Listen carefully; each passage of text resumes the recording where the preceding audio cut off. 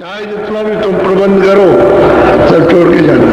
बोलो श्याम कंजलीला गिरी सोई तिल परिमाण जान। अब वो कहते हैं गोस्वामी जी महाराज की श्याम कंज, यानी चारों तरफ नीला है, बीच में सफेद, और चारों तरफ सफेद है, बीच में मतलब नीला, दोनों मिलाकर के श्याम कंज, यानी वहाँ कहते हैं वहाँ एक दरवाजा है छोटा, मिलेगा दरवाजा, मिलता है दरवाजा। कहते तुम चिंचित अपनी दृष्टि को उस पर लगाओ, मारो तो फाटक हो जाएगा। और फाटक जो गेट है बहुत सुंदर है और बहुत बड़ा गेट है। अगर लाखों आदमी लगा दिए जाए एक साथ तो गेट हट नहीं सकता, इतना बड़ा गेट है और बड़ी कारीगरियों से बना हुआ। ऐसा सुंदर गेट है कि उसी को देख करके जो है मनुष्य छम रह जाता है, वो जीवात्मा एक तरह से जैसे करंट लग गया ऐसा होता है। तो कहते हैं कि वो एक तिल के बराबर प्रमाण है।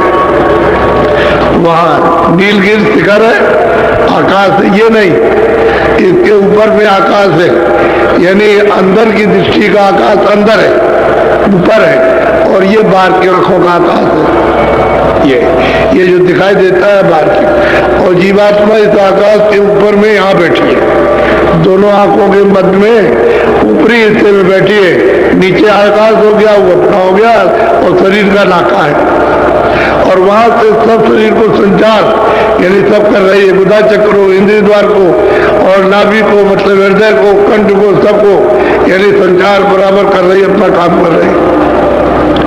लेकिन यह है कि सूरत को, जीवात्मा को कोई पहचान नहीं सकता कि शरीर में काम है, कोई नहीं जानता। तो कहते हैं क्या करो कि चिंतित तुम उस तिल पर अपनी दृष्टि को जमाओ, वहां एक टक होकर के जब दृष्टि जमाओगे तो फाटक खुलेगा, गेट खुलेगा।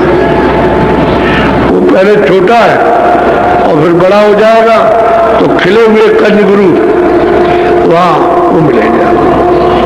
बहुत प्रकाश है, ये सूरज इसका उसके सामने इसका कुछ प्रकाश नहीं, ये जो निकला है सूरज ये कुछ नहीं, इतना प्रकाश है। और इतना बड़ा मंडल दिखाई देगा आकाश कि जैसे संसार ये कुछ नहीं उसके सामने। ऐसा नीलगिरी जिस पर इनकी बैठक है वहां पर, वो ऐसा इस तरह का आकाश है, ये आकाश है। नीलगिरी आकाश में कंजगुरु बैठी है और सदा वहां बैठक बनाए हुए, जब से जीवात्मा उधर से आई वहां बैठे हुए। छिन छिन मन को तहाँ लगावे, एक पलक छूटन अब क्या कहते हैं? छिन कहते हैं सबसे छोटा समय, छिन से छोटा समय और कोई भी नहीं है। यानी आपकी जो घड़ी चलती है वो भी मतलब है सेकंड की, वो भी उसके सामने कुछ नहीं, इतना छोटा समय। तो छिन छिन कहाँ, यानी वहां पर अपने मन को बराबर लगाए, उसी तिल दरवाजे पर एक पलक इधर उधर हटने की गुंजाइश नहीं है, आप वहां बैठो।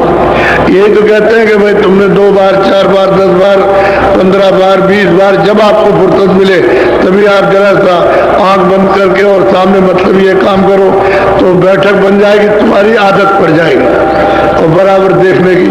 वही तिल जो तुम्हारा बिल्कुल जरा सा नोक के बराबर, यानी सुई की नोक के बराबर, वही बड़ा हो जाएगा, साफ दिखाई देने लगेगा। कहते छिन छिन मन को तां लगावे, एक पलक नहीं विश्राम पावे।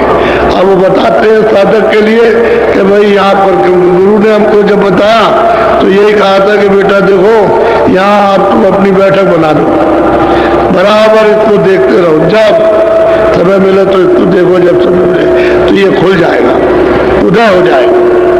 जैसे कोई आशा करता है कि तुम्हें प्रातः काल का शुक्रा उदय होगा 4 बजे, तो लोग देखते रहते हैं, अभी नहीं निकला तो 4 नहीं बजा। जब वो निकलेगा तो समझ जाए 4 बजा है।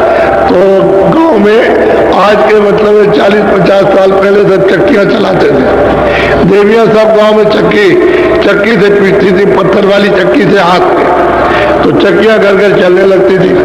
कह लगे नहीं 4 बज गया, और उधर मुर्गा बोलता था। तो कहते छिन छिन मन को तां लगावे, उसी जगह पर मन को लगाओ, बार बार इधर मत जाने दो, वहां लगा करके रखो। तो नीलगिरी पर्वत वहां दरवाजा खुल जाएगा और मिलेगा खिले हुए उस तरह का बहुत शीशा है, शीशा दर्पण है, वो अपना स्वरूप इस जीवात्मा का उसमें दिखाई देता है।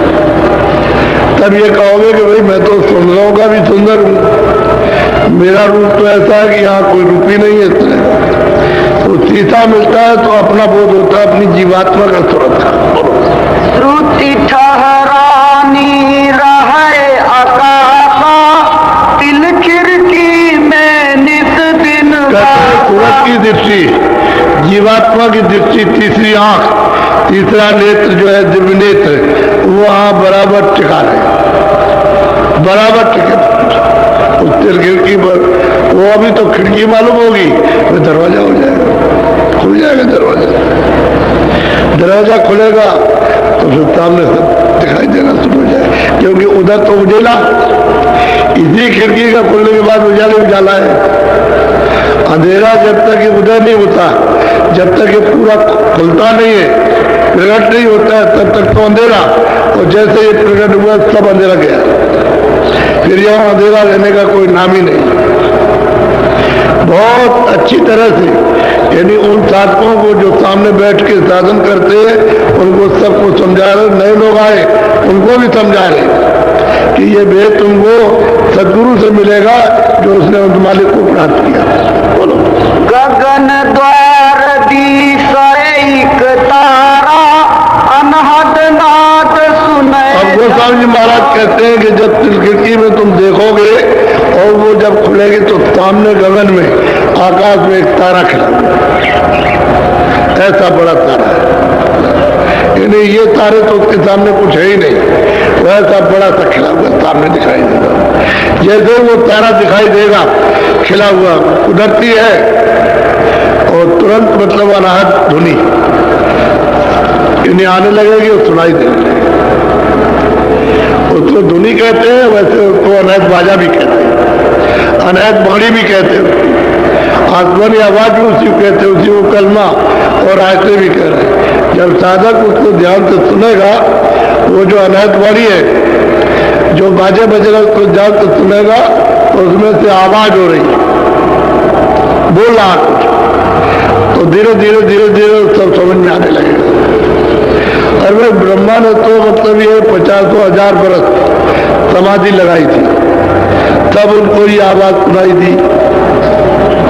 50,000 बरस, तुम्हारी तो इतनी पर उम्र भी नहीं है, 85 में 60-70 में बोल जाते हो, 100 बरस भी पूरे नहीं जाते। तो इसी में मतलब ये तो 50,000 बरस तक उन्होंने समाधि लगाई, तब जब उनकी आवाज को सुना, रूप नहीं देखा, जितने से आवाज आ रही थी उसको नहीं देखा, वो आवाज आ रही आपके पास, तब उसको आपने सुना। अब ये कहते हैं भाई तुम उसको देखो, उधर जाए, जैसे ही सामने दिखाई देगा तो अनहत धुनी सुनी जाएगी। यही तो बात इनको समझाती कि तुम जरा मेहनत करके थोड़ी मशक्कत करो, थोड़ी सी कमाई करो तो जल्दी काम हो जाए। तो जो लोग ठीक से करने लगते हैं उनको होने लगता है, उनको होता है, उनको ये सब चीजें सुनाई देने लगती है और दिखाई भी देने लगती है।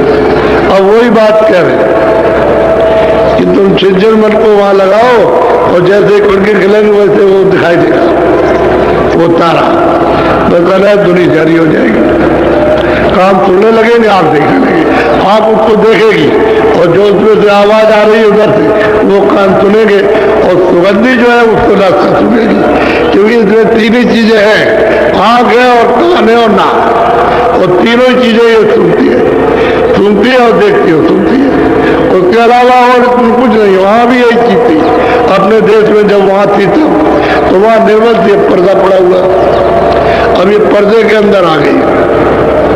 इसलिए आपके साथ अगर खुल जाए, पर्दा हट जाए तो फिर सुनते ही सुनते, तो खेले ही दौड़तों का, फिर चेतनी चेतना जड़ का कोई काम नहीं किसी तरह का। तो कहते हैं छिन छिन तुम वहां मन को लगाओ, एक पलक दृष्टि हटने ना पाए। जब देखो तब उसी पर बैठ जाओ, जब करो ऐसी आदत बना लो उस पर बैठने की तो खिड़की खुल जाए और सामने वो दिखाई देगा गगन में। गगन कहते हैं आकाश, ये आकाश नहीं है, वो दूसरा आकाश है, वो तुम्हारे अंदर से रास्ता देखने का जाता है। बोलो।